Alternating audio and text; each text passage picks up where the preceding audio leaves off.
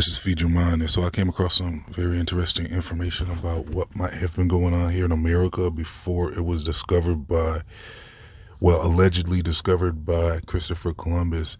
So there's a lot of holes in that story. I mean, we've been told the original story about how America was discovered in our schools, but then there's alternative hypotheses and a lot of evidence to back it up about what was really going on here and why were they taking out these Native Americans and so against them. And so it turns out that, well, there's a lot of ancient artifacts that was discovered near the Great Lake areas around Wisconsin and Michigan and stuff. And also there was artifacts found around the Gulf of Mexico area by Florida and stuff. And these artifacts had engravings on them that reveal that these Native Americans were apparently depicting a lot of biblical accounts in their engravings. And so basically there was some engravings found, and so a lot of these engravings were discovered by this researcher by the name of Wayne May. I'm gonna have to look more into his stuff. I don't really know his philosophy or anything, but regardless, the artifacts he's covering have a lot to do with biblical accounts. So look, basically a lot of these artifacts had engravings that depict things like the ark, during the flood. It was like engravings that show like a big boxy boat. It looked like it was pretty much depicting the flood. There's also a lot of other cultures that apparently reveal information about a possible worldwide flood. There's also depictions and engravings of Native Americans that had depicted like a baby in water that was, kind of looked like it was pretty much a depiction of Moses being put into the water to be received by the Egyptians. There's also an artifact, a Native American artifact that looks exactly like the Ark of the Covenant, pretty much. And then there's a lot of interesting artifacts that was discovered. And so there was this ancient story from the Cherokee Indians where they tell their creation story, and their creation story sounds pretty much identical to the creation story of the Bible. So in this Cherokee Indian creation story, they talk about how in the beginning they call this creator named Yahweh, which sounds a lot like Yahweh. And they say he created the sky and the earth, and then the spirit of Yahweh was moving across the waters the face of the waters, and then he separated the waters above from the waters below and stuff like that. So it's pretty much the exact same story of the Bible, where it tells us in Genesis pretty much the same thing. And then how they call him Yahweh.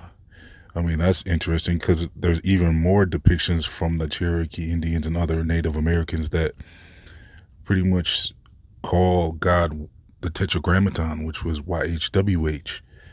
And then if I remember watching a lot of cartoons growing up, and when they would depict Indians and Native Americans, they'd pretty much depict them saying like "Hiya, ya, ya, ya," and stuff like that. So Hiya actually means I am, and according to the Bible, it means like if you go to the original translation, if you say Haya Asher Haya, that means I am that I am, which is the name that God told Moses that's the name he said he was. I am that I am. And so there's a lot of connections there. I mean, it's very interesting. And one thing that stood out was this story of the red-haired giants that these Native Americans said they encountered near the Grand Canyons.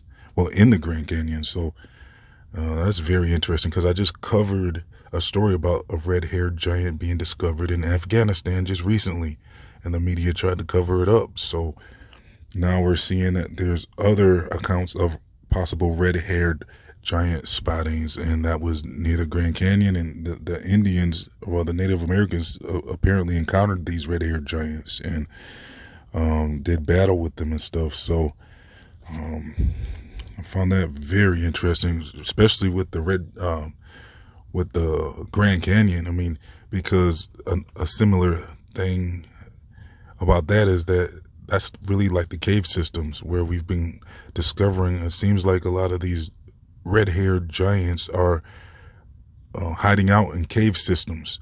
So it'd be interesting to see if people have access to this Grand Canyon area, because that'd be interesting. I'm sure there's a lot more information to uncover than if you were able to explore the Grand Canyon area. Or is it just like, or is it kind of sectioned off where there's a tourist area where they don't allow people to really explore? But if you can explore, that'd be very interesting to see if there's anything to discover in the Grand Canyon areas. And so there's other artifacts that specifically spell out the name of the Tetragrammaton, so YHWH, but then there's other artifacts that was discovered that reveal the names Abraham, Isaac, Adam, and Moses. So all these artifacts are discovered in Native American depictions, and that's very interesting. So who were these Native Americans? It's pretty clear that the story that we've been told isn't, there's much more to the story. And another depiction with these Native American artifacts reveals that they were apparently battling some winged dragons. So they have depictions of these reptilian type winged dragons that they were apparently in battle with. And that reminds me of a lot of the Dark Ages. There was a lot of depictions of possible dragons. You hear about the dragon slayers and stuff. Like, these knights were actually battling dragons. So, like, that means that, is there anything to this stuff? Like, is there winged serpents and stuff too, and dragons somewhere hiding in these cave systems along with these Nephilim giants? And so, I don't know. It's like, apparently they've been wiped out. I mean, there hasn't been real clear evidence of that happening today, because today everything just looks so normal, and like there's you wouldn't think that all this stuff was happening and taking place not too long ago.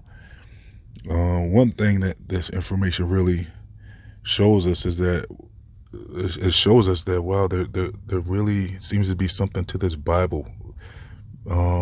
Because I heard people say before, like they were questioning if the Bible was written by the Roman Catholics or something, or some type of form of control. But with, not only is there apparently Dead Sea Scrolls that you can date back way before the Roman Catholic times, but also now we got all these artifacts where we can see that there's evidence of biblical stories that was being depicted, because these artifacts date back to at least 500 BC, some of them even older. So now we see that there's a lot of evidence that the Bible is way more ancient than just the Roman Catholic times. So they couldn't take credit for coming up with all these stories. So we're seeing that that's more evidence that there's much more to this Bible as being literal and actual historical account than just somebody trying to control people.